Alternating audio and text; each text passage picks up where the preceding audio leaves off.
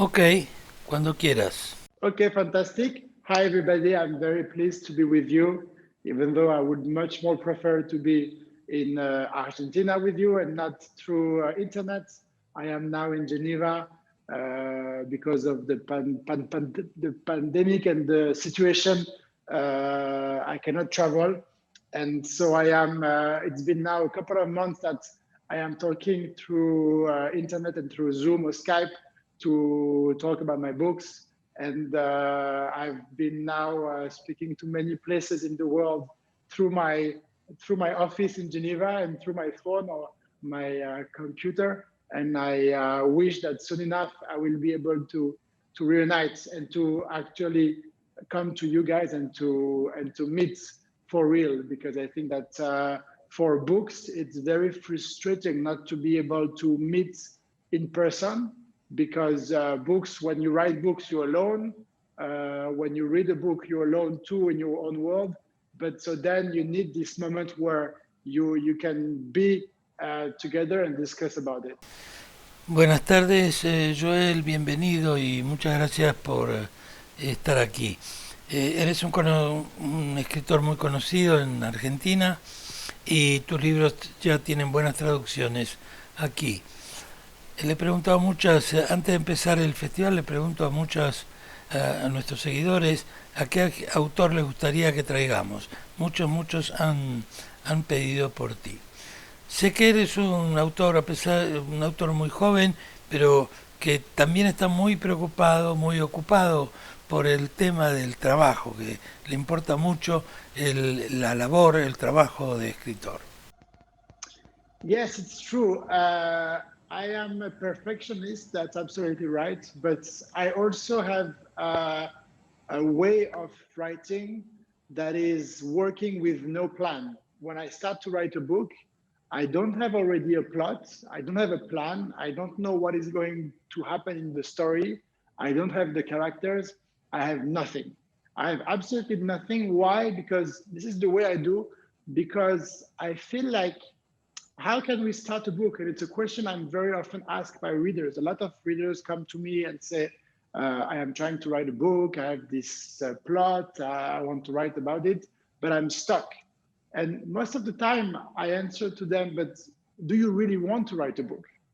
Do you really want to commit to write a book and to make the sacrifice that you need to make to write a book, which is taking 1, 2, 3 years of your life, committing to many hours a day and trying to write the story. And sometimes we don't really want to do it, and I get that.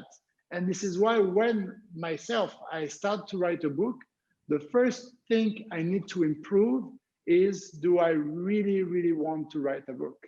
And it's a bit like you want to eat something, but you don't know what to eat. So you go to the supermarket and you are thinking about what you want to buy, and you're going to see the meat or the fish, and it will give you ideas. And for me, the beginning of a book always start with having no plan and just working on, what do I want to write about? What is really moving me right now? What are the topics that are giving me this powerful energy of committing to write? And this is how I start. And then slowly and slowly, the more I understand what I want to write, what about I want to write, and why I want to write, I am trying to create some characters to make the plot. But first the characters come, and then come the plot. So the plot for me is only coming in like episode 3 of the process. And this is right, it's a very long process, because when I start to write the story, I've been on this book for already a couple of months. ¿Qué es lo que te motiva a escribir historias criminales? I think criminal stories for me are a very interesting way of exploring the mind of the character, the mind of the people in general. And I am not really interested in crime stories that are psychopaths or serial killers or this kind of story. I'm much more intrigued by stories of common people, usual people, you, me, the neighbor, the person next door, that for some reason at some point will commit this terrible act of murdering someone, but for a reason that sometimes we can try to understand. I'm not saying that I'm justifying, I'm not saying that I forgive, I'm just saying that this kind of crime raise a lot of questions about the mind, about the society we live in, about a lot of things like that. And I think that this give me the opportunity of understanding what triggers this behavior. And most of the time, the trigger is a feeling that we can all have. Like, for instance, we have all one day in our life, because of a broken heart, we were in pain, in so much pain that we were not really ourselves. So what I mean is like feeling of the daily life, feeling of the daily life in the family, in the couple, at job, with a boss who is a horrible person and that he's bullying everybody and he's a terrible guy. Sometimes it will give us very bad feelings. Sometimes we will wish this guy to be not with us anymore. So what I mean is like, this is for me very interesting because we all at some point in our life have this kind of thought or we are facing this kind of feeling. But of course, and thankfully, we don't all make this step. So why some people do it, why some people don't? This is, I think, an interesting question when it's set on the base of common people and usual people like you and I, and not about psychopaths or serial killers that will kill someone for no reason or randomly will kill a random person. Pareciera ser que todos los crímenes que se cometen son crímenes de pasión, se mata por amor, por odio, por celos, por venganza. ¿Tú crees que todos los crímenes son crímenes pasionales? Well, it depends. It's very difficult, I think, to make one category and stick to it because crime and the human mind are something that we cannot make fit in one box. But I think that passion in general, I would say the opposite. I'm not sure that all crime are from passion, but I would say that passion is probably one of the most common feeling that will trigger a crime, and the feeling that will trigger in someone this capacity in itself to kill someone. And that's where it's interesting to try to see where it triggers in this person, where it triggers or where it took away from this person the rationality and the capacity of saying, but this is something I cannot do. There are other options, because it's very interesting in patients sometimes, or most of the time, and I'm not an expert nor a criminologist, but so I just my feelings and what I've studied for my books. Most of the time, a crime committed because of the passion was the trigger, is a crime that could have been avoided. Because, for instance, if you kill a friend because of a jealousy and because you cannot stand this person anymore, you can also easily leave this friend, go somewhere, move out, do something else. But sometimes, because of the passion, our mind is too much narrowed, and there's only one option that we see. Si tuvieras o quisieras matar a alguien, una figura política, una celebridad, alguien que tú quisieras matar, ¿quién sería y cómo lo matarías?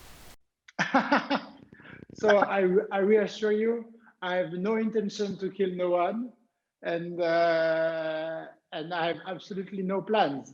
So I don't know. I think, and especially because of my work and what I read, etc. I think that I know that it's mostly very impossible to get away with a murder in our days, and so I much more prefer my freedom and not being a murderer. Bueno, dado que eres un escritor, a lo mejor podrías imaginar que puedes matar a alguien.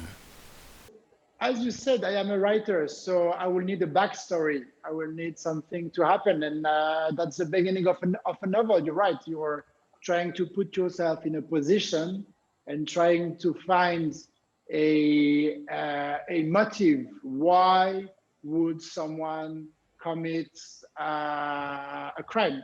What would someone kill someone? Is it because of he wants to take the money? Is it because this person has stole something from this person? And I think that sometimes it's the kind of configuration for a novel that I prefer is when the one that is killed is actually the one that commits something even worse than the guy that killed him. Algunos autores utilizan sus novelas para vengarse de alguien que les ha hecho daño o cosa por el estilo. Entonces ponen el personaje en la novela y ahí lo matan o lo ponen en ridículo o lo que fuera. ¿Tú usas ese recurso?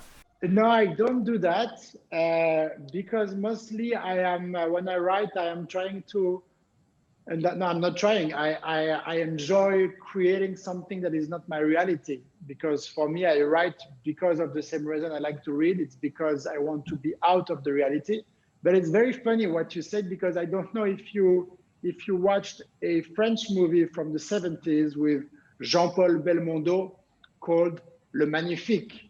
And it's a very, very, Oui. very funny movie where Jean-Paul Belmondo is actually a writer, a crime novelist, and part of the movie he's writing the story, and part of the movie you see the story he's writing, and he's using the person in his reality to get revenge.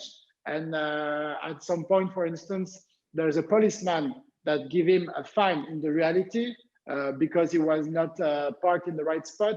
And so then he's seeking revenge, the writer, and he's going back to his office and he types, and you can see in his novel the cop who is coming and getting killed because he gave him a fine. ¿Tú crees que la obsesión, el ser obsesivo, es una característica de los escritores? Que los escritores son o deben ser obsesivos. Yes, I agree with that. Writers need to be obsessive, first of all, because they need to be obsessed by their book, by their work, because it's the obsession that gives the meaning of the work. Because when you write a book, you don't even know if you will finish this book. And then if you finish this book, you don't even know how many people will read it. So it's not about the aftermath of the book and what will happen with the book. It's about the moment. It's about being obsessed with the moment. A bit like the people that created planes in plastic and they have to stick all the pieces that they can spin, or created the Eiffel Tower in matches, putting all the pieces together. It's not about the final moment. It's about the obsession of the moment. And the obsession of working on a novel and working on the work and working on the story and the plot and the character, everything gives you then the obsession on finding the perfect character, the perfect plot, the perfect matching and the situation. And because you want it to be perfect, you are going to research, and you are going to be an obsessive researcher as well, because you want to find the idea, the thing that works. And so yes, it's an obsession, but I would say in the best sense of the word, it's an obsession that makes your work progress. Hay tres etapas en la construcción de una novela. La planificación, la escritura en sí misma y la corrección. Ya me has dicho que tú no planificas, que vas escribiendo libremente sin seguir un plan determinado. Pero en las otras dos etapas, o sea, la escritura en sí misma y la corrección, ¿cuál es la que te provoca mayor angustia y cuál es la que disfrutas más? The one that I enjoy more is the creation because everything can happen. It's new, and I like that. I like that very, very, very much. The the correction, it's more of an anxiety because after the excitement of creation, you have this moment where you need to correct, you need to cut off, you need to make decision, you need to see if your work is good enough, and this is not the best moment for me. Borges decía que publicaba para dejar de corregir. Yes, but for me, the decision of the correction, because so you're right to make a separation between those two parts. I will create, then I will correct. In the beginning, correction are going to make the book better, but you can correct and correct and correct for your entire life. So at some point, you will realize that correction will no longer do good to your book. They will no longer make your book better. They are going to attack your book. They are going to attack your story. They are going to make your book less better. So at some point, you reach the peak of the correction, and which is the peak of the book. And if you continue doing this, you're gonna lose the book. It's like when you work on a piece of wood, you sculpt on the wood, and then you will polish the wood to make it soft. When you polish, at some point you polish, and it's getting softer and softer. And at some point it's perfect for what you did. But if you keep polishing more, it's gonna be softer and softer, it's true, but you are going to take away part of the work. And this is where you have to stop because otherwise you are going to destroy your own work. Algunas de las llamadas escuelas de escritura creativa proponen que hay una manera, un método, un proceso estándar para escribir novelas. ¿Tú crees que esto es así? The processes of the writing, it's very personal. As you say, there are stuff I do that you don't, there is stuff you do that I don't. So it makes me think how special a special way of art literature is, because there is as many way of writing that there is writers. If you paint, you can paint differently, but the technique is always the same. If you play the music, you can be more or less talented on the piano, but the way of playing the piano, the way you're going to learn, the way the piano reacts, the way there's the different notes is the same for everybody. When you write, there's all the technique in the world. Every writer's create his own technique. And I think that's why literature is so fantastic. It's because it's something that you cannot really catch, and it's something that you cannot really put in a box saying this is how you should do, how you proceed. This is something that is wild, and I like this for that. Algunos comparan el trabajo del escritor con el trabajo del artesano, del verdadero artesano, ese que construye las herramientas, los instrumentos que necesita para lo que quiere hacer. Así el escritor para cada novela debe construir las herramientas necesarias para escribir esa novela específica. ¿Qué opinas? Yes, it's true. Like an artisan, it's true. But an artisan that will work on your own project for yourself, and that maybe the way you work doesn't really suit the rest of the people or the rest of the artisans. So that's why it's very particular. Sí, algo tan personal como el uso del lenguaje, ¿verdad? Yeah, absolutely. Sometimes, you cannot really explain why you choose a word for or another. You just want to do it because it sounds good. This is the way you want to do it. So yes, I agree. ¿Qué piensas sobre el lenguaje inclusivo? Inclusive language, you mean everybody in the same, like for men and women, for instance? Así es.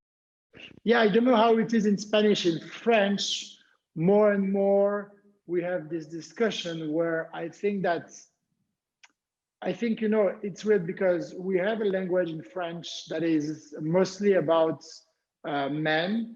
And when we have a group of person, if there is 5 women and one man, it's the man pronouns that define the group. This is how French works. And I think this comes from maybe a very patriarchal way that the society was built, that for the functionment of the society needs to end. We need to end this inequality about men and women because this is unbearable. But I think we need to start doing this in the daily life and not in the way we write. I think there is more to do. Like for me, the fact that men and women are not equally paid, it's a scandal, it's unbearable, and this needs to stop and a change needs to be made.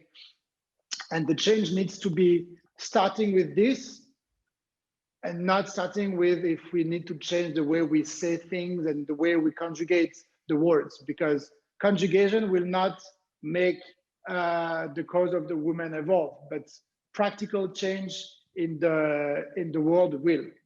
El lenguaje pienso que es un organismo vivo que cambia por necesidad, que no cambia por ninguna otra cuestión, sino porque la gente, el mundo, necesita expresar cosas de alguna manera y el lenguaje se modifica, cambia, evoluciona en base a esas necesidades expresivas. ¿Qué opinas?